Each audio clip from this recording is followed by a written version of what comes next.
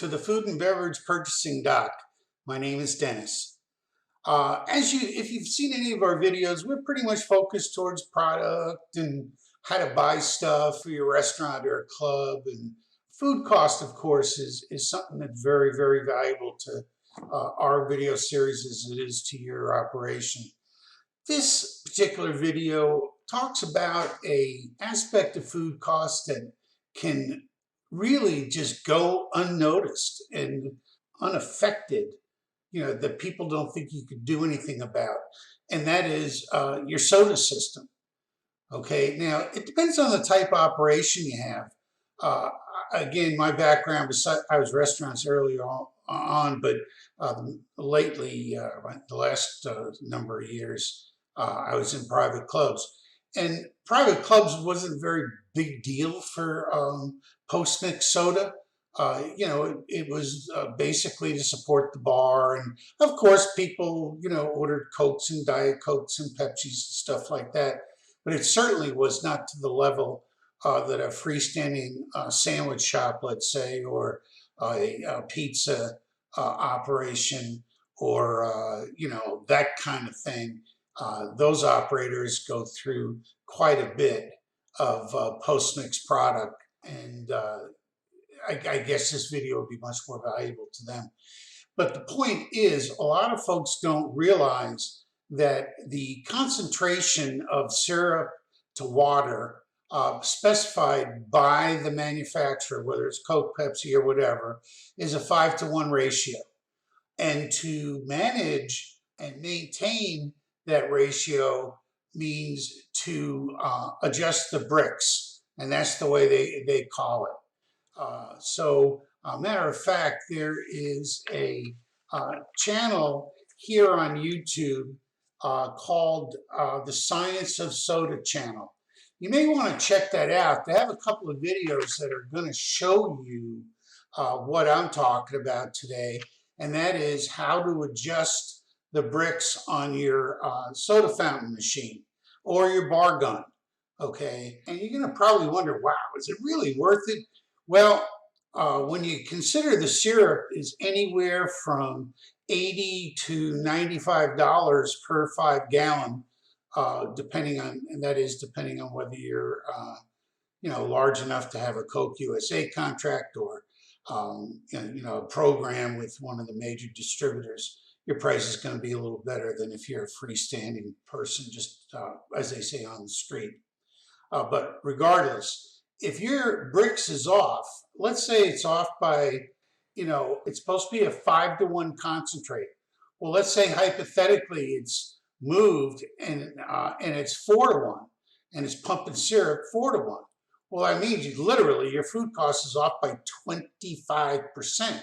Now look how hard you worked to working on 1 and 2 and 3% on your other menu items. And here you are thinking you're running to the bank with a lot of dollars for your soft drinks. And you are to an extent, but look how much better it could be. And the other thing, I'll be honest, I go into an operation like a sandwich shop or, something like that. And somebody that's been there, let's say 5 years or more, and I drink Diet Coke, look at me. The varying in taste from operation to operation is amazing. Now, it's one thing you got to say about fast food major chains like McDonald's, Burger King, Wendy's, that kind of thing. The accuracy of their sodas, the consistency, regardless of where they have it set, but the consistency is amazing because they really pay attention to maintaining the bricks. And it's not just for food cost, it's for consistency and flavor. Well, what happens is those lines need to get cleaned out every once in a while. Otherwise, they get a tainted almost aftertaste to them. I wouldn't say it's to the point that it's dangerous, you're going to hurt somebody or something like that, because I don't believe that's the case. It's basically sugar. But if you're so proud of your operation, you may want to consider spending a little effort and time on this area, again, to bring that level of consistency that your restaurant and club, I'm sure, is going for. Now, what I found searching around the Houston market, there's a couple of soda equipment service companies. They sell used fountain equipment and so on, and that's probably their mainstay. But they will come out and service you. And the way that when you call them and say, listen, how much would you charge me to clean the lines? And how much would you charge me if you do this level of service? What would you charge me to adjust the bricks? And they should be able to tell you right over the phone what that level of service call would cost. And once a year is plenty. Okay, adjusting the bricks at least once a year. Cleaning the lines, you probably get away with a couple of years, but I really wouldn't. Again, if the guy's coming out, you're more or less paying to get him there. I really once a year would consider spending the $150, $200 to get it hooked up. Now, again, if you're the type of operation where your maintenance people are really terrific, or you as an operator, you two kind of guy, you want to get it done, or gal, excuse me, yourself, there are kits online. Here, you can look at this. I got this off of Amazon. You can search the name on this particular document and pull it up. As you can see, for like $55, you can get a bricks measuring cup and a bricks adapter for your fountain machine. There's the website is called Soda Parts. That's another place you can go. And they have adapters to go over for your gun and that kind of thing. They're a little more expensive for the kit than they would be on Amazon, but you can get on there and really find just about anything you want. And once you learn how to do it, it's probably a 45-minute, not to clean the lines, but it's probably a 45-minute adjustment for the bricks and a little bit of a mess, and probably another 40 minutes or so for you to run a detergent through the lines, and then a couple of rinses to get all that out of there, all the stuff out of there, and have a real clean system. But as you can see on this particular screen that I pulled off the internet, it's showing like thousands of dollars that you can save. Yeah, can it be? I think absolutely. For those that are rolling through syrup, like really strong high volume places, whether it's sit down or not, yes, it really can be that much money. But at very least, it's something for you to consider to just keep your food costs in line and have that quality presentation and make Diet Coke taste just like Diet Coke was supposed to taste. Well, listen, this was a short one, but I hope you find some value in it. If so, I appreciate you clicking that subscribe button and sharing it with some other folks. And of course, we'd love to see that like. Okay, thank you. Okay, this is our Let's Get Personal segment. Again, it's just our way of sharing some things that worked well for me, let's say during my management career, and things that I used to try to train other managers in and share with professionals that would go back and forth, friends of mine that would share different things that worked well for them. This was one of mine.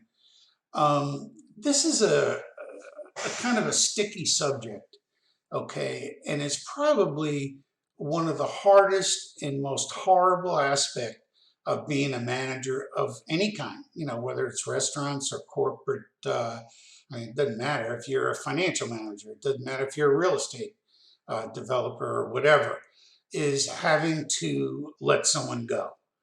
It really stinks. You know what I was going to say. It really does, though. And everybody's got their own way of doing it and whatever. But I'll tell you, here was my philosophy on having to let somebody go. First of all, I guess it makes sense that first, like when I would have that thought to saying, geez, I don't know if this person is really making it for me. I seem like I'm having to correct them. They're always the one that's 5 minutes, 10 minutes late. They're always, the one complaining about the new whatever that we're trying to do, and so on and so on. And, just human nature, you get to the point where you think of, I don't know that I want to even deal with this. Should I have to deal with this? That kind of thing. Well, that's the first question. I think the first question I used to say is, what have I done to try to develop them out of being 5 minutes late, complaining about now, did I give it any effort at all? It could be that's just the way they are, and no matter what I do or say, it's not going to have any impact, but I certainly won't know unless I try. So then I would kind of make up my mind, you know what? I'm going to go ahead and really see if I can have an impact on this person and try to, again, develop them into a little different direction. Okay, if you notice, the first premise automatically makes you wait and think. That's the real bottom line golden rule. Don't do anything out of anger. Don't do anything out of frustration. The situation will still be there tomorrow, and it'll give you a chance to think about it. Honestly, I had a guy, I literally caught him stealing. Okay, somebody was stealing. All right, in the men's locker room, there was a gentleman there, had been there for 25 years. And I'm going to call him Jack. It's not his real name. But Jack was a gentleman that would take care of the members. We had some of the top executives from Houston oil companies as members that are, they'd have poker games on Thursdays. And boy, it was like in the movies. There was lots of money around that table. And this gentleman always took care of them. He shined their shoes, put them back in their locker every time they played golf. When they would come in, everything he'd know by looking at the tee times. They'd walk in and their locker would be ready with, a new golf towel and their golf shoes all shined, ready to go. And while they were playing golf, he'd take their regular shoes and shine them so that they were done playing golf. This man was amazing. And quite honestly, he made more money than the club manager, and I'm not joking. But anyway, somebody figured out his hiding place in his shoe room where his money was. And he came to me, and he was like the prince. I'm serious. He was the nicest soul. You'd do anything for him, okay, because he'd do anything to you. He was an amazing man. Can't even call him a staff member. He was just really the best at being a man. And he came to me, he said, Dennis, I've been here so long, I don't even know how to say these words, but somebody's stealing from me. I was like, really? And we paid to have somebody come in and install a camera. And sure as heck, it didn't take more than 3 or 4 days and we found the culprit. Even that person, me and a couple of guys, walked up to him and said, you need to leave the property. And we're going to walk you out, and we're going to walk you to your car, and you're going to drive away off the property. And if I see you before tomorrow morning at 10 o'clock, I'm going to have you arrested. And let me just leave it at that. I want to see you here tomorrow at 10 a.m., and we're going to talk. Now, whether it's a long-term person that you did everything you could in your mind, and it's done, you've got to let this person go. And that decision is made, again, not in the heat of emotion, but it's made by doing the best you can and offering your best judgment for what's best for this. Now, again, you could be wrong, okay? Nobody says you got to do it. One wise man always told me, Dennis, you could do everything right and still fail. And the best baseball player in the world gets up and he misses 7 out of 10 times. Yet he's considered the best in his business. So goes yours. You're no better than him. So you're going to be able to make mistakes. We got that. But you're not going to make the mistake of pulling a trigger on somebody when you're hot or bothered or emotionally involved in any way. Don't do it. Send them home. Now, when they come back and you're First of all, you're going to have your paperwork ready, so there's no fumbling around or keeping them waiting. You're going to want this over as fast as they do. They walk in the office, and at that point, they can jump up and down, turn blue, cry, stomp their feet, curse, whatever. It didn't matter. There was no going back. Once I got them in the office and I was pulling the trigger, there was nothing they were going to say or do to change my mind, or else don't be there in the first place. If they have something to say that can change your mind, that means you didn't do your due diligence. So when it's over, it's over. Make it fast and clean. That's the end of that. It's horrible. I wish I could say otherwise, but it's not. That's why employee evaluations and being true to them and so on, not waiting and correcting them at the time of termination. You do it as time goes on, but if you don't see any progression, that's when you know you got to do it. Okay, I don't know. I hope that helped you with a very hard and horrible situation. I think we'll probably do another video on some other aspects to that, but that's it for now. Have yourself a good day. Bye-bye now.